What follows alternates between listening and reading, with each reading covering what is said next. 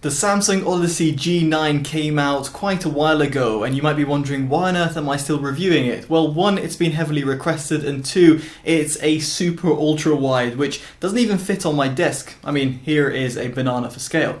Now, the monitor can be found for around £1,100 in the UK and around $1,400 in the US. Links in the description below will take you to your relevant stores, and also down there you'll find a link to my AOC super ultra wide monitor review that I recently did, so that'll be a reference and also an alternative to the Samsung G9. Now, before proceeding with this detailed independent review, if you haven't already, definitely do consider subscribing and of course hitting that bell notification. So jumping straight into it, we're going to talk about its gaming performance, and there's a few things you might want to be aware of in terms of this monitor.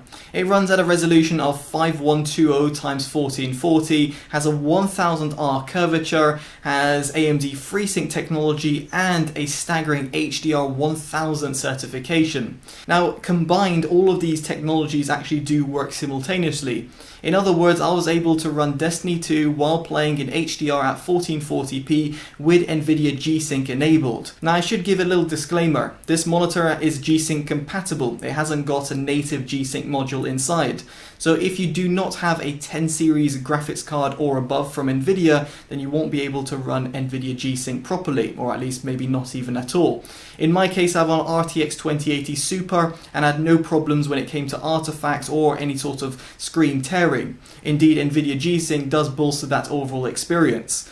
The only thing to be mindful of over here is that with this particular monitor, when you do enable adaptive sync through the OSD, it disables the low input lag mode and also disables the overdrive settings, in other words, the responsive settings that you can choose from. So as a result, this won't be optimal for the more competitive gamers out there, but for those people who consider themselves a bit more casual gamers, or even those people who are multitasking, in other words, playing some games and of course using this monitor for office purposes, then the adaptive sync option is a definite plus point. Now, very much on that notion, I should mention in terms of its HDR performance, and here the monitor is absolutely spectacular. It has an HDR 1000 certification and therefore gets to up to 1000 nits. In fact, my color calibrator did cap out at around 886 nits, so it's hard to kind of test this. But still, playing some Destiny 2 and in a real world experiences, I found that this monitor really did excel and does set itself aside from some of its competitors. For example, the AOC monitor that I referenced at the beginning of this review, which does cap out in terms of overall brightness. And as a result, HDR 1000 is truly magnificent if you are going to be using it and therefore utilizing HDR in games or any other sort of work that you do. Now, while all of this is very nice, how does the monitor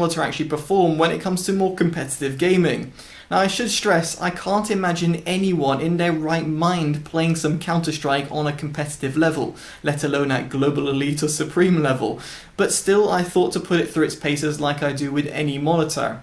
And here I was actually surprised at the actual input lag. It was very good. Now, as I mentioned here, you will have to disable AMD FreeSync or NVIDIA G-Sync, in other words adaptive sync, in order to have access to the low input lag mode. Now here you'll want to leave this enabled because the discrepancy between it being enabled or disabled is not quite night and day, but at least in my experience it felt that something was completely wrong with it disabled.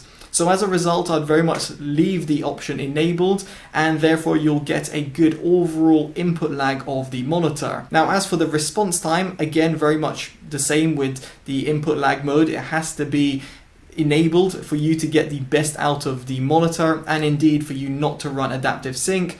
And here again, I was outstanded at the result of the monitor running in its fastest overdrive mode. There's very little inverse ghosting, in other words overshoot, or the purple trail that you notice if you're panning around corners. And as a result meant that I actually dialed this monitor to its fastest overdrive mode and just left it at that, and I didn't feel impeded in terms of the image quality that I was seeing, be it on Counter-Strike or even very much more visually appealing games such as Destiny 2. It's quite staggering as to how well this monitor does in terms of its overdrive settings. But I should be mindful in terms of the responsiveness and in terms of the overall input lag of this monitor in comparison to, let's say, competitive based gaming monitors. And in this respect, I can't really see myself suggesting this monitor to hardcore competitive gamers. Again, it's not to say this monitor's bad, it's just that I wouldn't personally use it or recommend it for that top tier echelon type of games. Very much the same sort of thoughts that I had about the AOC Super Ultrawide that I previously reviewed. And I should also mention that this monitor runs up to 240Hz, which might seem a little bit strange because, well, why would you ever use this in a competitive sort of format? But 240Hz can be useful in a variety of different applications. And for example, if you're running, let's say, flight simulators or, for example, racing games, then this monitor will come alive with its extra refresh rate that is at your disposal. Is it something that you really should invest in, as in 240Hz? Well, that's for you to make the decision. I actually made a very comprehensive guide between 60Hz, 144Hz and 240Hz monitors. It'll be linked in the description below or up on your pop-up banner. So the gaming performance of this monitor is pretty impressive, but what about in terms of its image quality? Well, it runs at 1440p as I mentioned before, which is definitely nice. It's got that 1000R curvature, which you'll have to get used to. And furthermore, it's got a VA panel. Now, first off, I put it across my Datacolor SpiderX Elite, and this is a calibrator, by the way, and I wanted to see how it does out of the box. In other words, if you were to buy this monitor yourself, how would it perform against the sRGB color standard, which is the normal web format? Here, it scored a staggering 99.7% in the gamut coverage and 129.4% in gamut volume. You can see over here that it's quite a wide color gamut monitor, given its Adobe and DCI-P3 performances, and from this box over here you can see it overextend in comparison to the sRGB standard, just slightly missing out on the lower blue tones. Effectively, what I'm trying to say over here is that the monitor will look good to the naked eye. However, if you're someone who's going to be doing video grading or indeed image quality work, then you might want to consider buying a calibrator and then calibrating the monitor. The reason I say this is because the overall sRGB color accuracy isn't that impressive. It sits at 3.6 as an average and a maximum of 5.84, and this was tested against the sRGB color standard. This is pretty disappointing given I was expecting a little bit more, and given the fact that the monitor even has a dedicated sRGB mode, and yes, before you ask, this was tested whilst it was set to its sRGB mode through the OSD. Now similarly, I was a little bit disappointed in terms of the overall contrast ratio of the monitor. Now while calibrators are going to differ in terms of their make and models and all that stuff, it is worth bearing in mind that here I noted a contrast ratio of 1479 to 1, which isn't bad. It's just that given it's a Samsung VA panel, normally it really excels in this domain, and I was expecting results of over 2000 to 1. So it was just a little bit disappointing to see a relatively lowered figure in comparison to what I'm used to when I've reviewed previous VA panels from Samsung. Furthermore, I was actually also disappointed by the overall brightness uniformity of this monitor. While I appreciate this is pretty panel lottery, I wasn't expecting to see a red box, and here it's very surprising to see this monitor doesn't do well across the board when it comes to uniformity. Yes, it's a large monitor, but other monitors out there on the market do a slightly better job.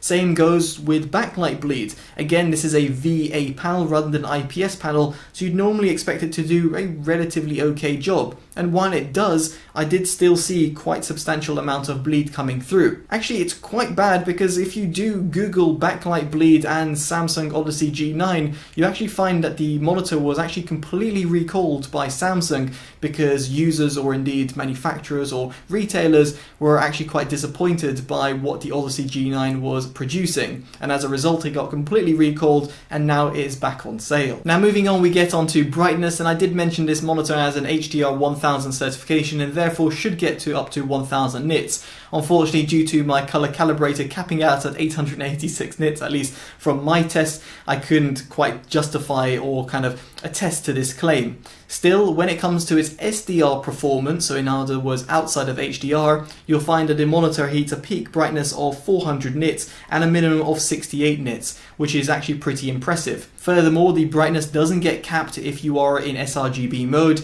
nor does it get capped if you cycle through the response time settings, which is something I did find on previous iterations of Samsung panels, and it's great to see that's not the case with this monitor. So jumping into the monitor's OSD, I just thought to share a few settings. Now here you've got got refresh rate, which you'll probably want to set on 240 Hz. And here you've got the response time as I referenced before, and the fastest mode is what I would select. Now just an FYI, if you were to enable adaptive sync, it will disable low input lag and the response time settings, so these will be grayed out. So will the screen size, while virtual aim point will still be enabled. Furthermore, when you do enable adaptive sync, there's another option which shows up, and that is in the system menu, and you'll see VRR control. As you can see right now, it is grayed out because we're in the opposite menu. Now further down in terms of the OSD, you've got the picture mode. Now picture mode I preferred using custom. You've got a few different ones to choose, including sRGB mode, and as I referenced before, it wasn't exactly pinpoint color accurate in the sRGB color accuracy, but you can tailor the RGB values in the custom mode, which is nice to see. And then you've got the brightness control, which really depends in terms of your own scenario and your own room setup. As for PIP and PBB mode, I've got it disabled because it's not something I use. OSD is to customize the OSD timeout. And then for the system, you've got the infinity core lighting, which effectively is the RGB lights which are positioned behind the monitor. Now these actually look really nice, but they're not exactly bright enough for you to have kind of like a Philips Hue effect. On the plus side, you can customize them pretty much to your heart's content, specifically via the static mode. If you select color, you've got a whole different colors palette to choose from, which is quite nice and quite refreshing. But in my case, I disable the RGB lights because I just purely don't see a point in them whatsoever. Now as for local dimming, you want to enable this and leave this on auto. As for volume, this is the 3.5mm jack headphone jack, so it's a volume of the monitor, but it doesn't have any speakers, FYI. And as for the dynamic contrast, I left it disabled because I felt that it tinkered around with the overall brightness and kind of reduced it. But if you want to have this, then feel free to enable it. And then you've got off timer, the PCAV mode, DisplayPort version, and then the power LED, which might be something of interest if you want to have it always enabled or only on standby. And as I mentioned before, you've got the VRR control. As for the key repeat rate, that's really to do with how you are adjusting the OSD and the little joystick found underneath it. Now finally, in terms of support, you've got self-diagnostic software update, but what I really like is the information tab. If you press this, you see a real-time view of the resolution and also the refresh rate, which is actually quite different from other monitor manufacturers. Furthermore, you can see if HDR is enabled or not, and the same goes with adaptive sync. And finally, we get on to build quality and design, and as I've mentioned throughout this review, it is an absolute mammoth monitor. It does sit at 49 inches, it's a super ultra wide, it's got a 1000R curvature, and well, you'll have to make sure it fits on your desk, because with my IKEA threaded desk, I think it's a bit of a stretch, at least with my peripherals and my own setup, and as a result, meant that I have to kind of use it at a side when I was testing it. Now you'll be able to see the full dimensions on Samsung's website, so do check it down in the description below. But what I will say in terms of the look of the monitor, it's got a 3-side borderless design. It's got these RGB lights which I referenced before at the back of the monitor. It's got a white color finish at the back as well, even though you're probably never going to see this, but thought to kind of point it out. And a small little touch, but one that's definitely appreciated, is that it's got a joystick button rather than a conventional buttons to access the OSD, which means that accessing the OSD or switching source is pretty seamless. And furthermore, over here, the joystick is kind of positioned off center, which makes it even further easier to access, at least if you are right-handed. And so this all leads me on to my verdict. What do I make about the Samsung Odyssey G9? Well, frankly, I think it's a great monitor, and while it is pretty large, if you can fit it on your desk and or you're looking for a super ultra wide, it's a fantastic all-rounder. Yes, it is spenny, and even in comparison to some of its competitors, it is going to be a little bit of an added premium. But for that premium, you're actually getting your money's worth. You're getting a 1440p 240Hz panel that also has HDR 1000 certification. Furthermore, you're getting a VA panel that looks good to the naked eye, and while it's not perfectly sRGB color accurate, it will still suffice for a lot of consumers. It's got AMD FreeSync and the G-Sync certification as well for those people who are going to use it. It's got a good overall build quality, a comprehensively laid out OSD, and even some fancy RGB lights if you're going to ever use them. As a result of all this, and to be honest, the overall performance of the monitor, I can't think of any other thing to do than award it my Best Buy award. Now, of course, that's just my thoughts and experiences of this monitor. I'd be intrigued to hear your thoughts in the comment section below. And furthermore, if you think a banana for scale is an accurate way of measuring the size and dimensions of a product. Of course, I am joking, but if you enjoyed this video, give it a like, subscribe and hit that bell notification as it's very much appreciated. Alright, I've been Totally Dubbed, take care of yourselves, and goodbye.